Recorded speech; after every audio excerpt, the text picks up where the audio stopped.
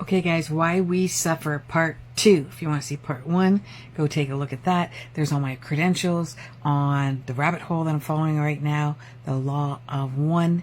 Do your research. And I'm really liking Aaron Abke around this. It's literally epiphany after epiphany after epiphany. Anyways, why we suffer.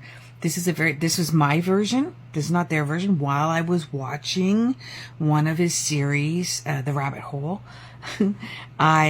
this came to me. I literally had to stop the video and then tell my husband this. And when you say, like, it feels like an epiphany, but then when you say it out loud, it's just like, that's not an epiphany. It's kind of like simple. But it's just like, how did I not see it this way? So, very simplistic version of suffering. Weather. We're going to use it as that, weather.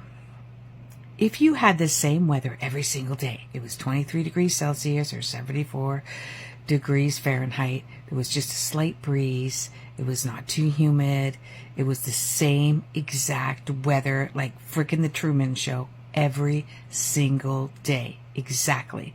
There'd be two things that would be going on. But let me just go a little bit further. So, we got the same perfect weather every single day. There would be no suffering around the weather, because in order to enjoy the weather, in order to say, wow, this is great weather, what joy I'm feeling from this weather, we have to have bad weather.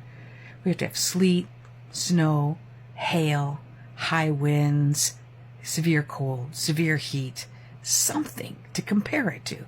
Otherwise, it's nothing. It's just the same thing every day. There's nothing to compare it to. And there wouldn't even be the term weather, because there wouldn't be weather. There would be no term of weather. It would just be the same. You wouldn't even know it was the same. It would just be the way it is. I just had another epiphany while I was talking about this. So let's say this hand. You take advantage of this hand. You have this hand. Every day it's there. Every day it works for you. Every day it does what you want. You don't think about it. You just use it. You don't think, oh, what joy I have to have this hand. You don't. You never even contemplate the joy of this hand until you don't have it, or until you get arthritis, or you break an arm. And yeah, that's suffering. People will be like, oh, you poor thing, you're suffering. You broke your arm. You're going to be out for the count. Maybe you need some pins and some surgery, and that could make you out for 6 months. If you had the experience I had with my legs, it was 2 years of that, because my legs did not get back to normal for a couple of years after a pretty bad accident. So I wouldn't really appreciate my limbs until I lost them. Or, thank goodness for the internet now, until you witness somebody else losing it, thinking, oh my gosh, those poor things, thank God that didn't happen to me.